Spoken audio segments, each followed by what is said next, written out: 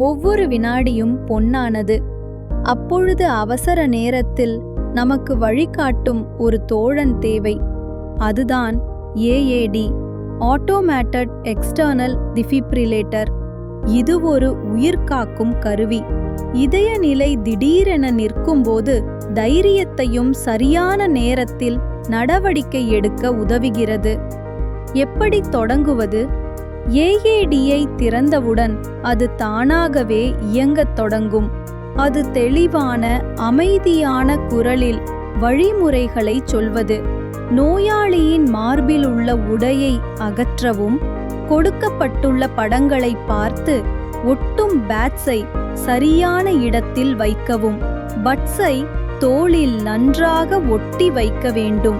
பின் AAD நோயாளியின் இதயத் துடிப்பை தானாக ஆய்வு செய்யும். அதில் ஷாக் தேவை எனில் எப்போது பொத்தானை அழுத்த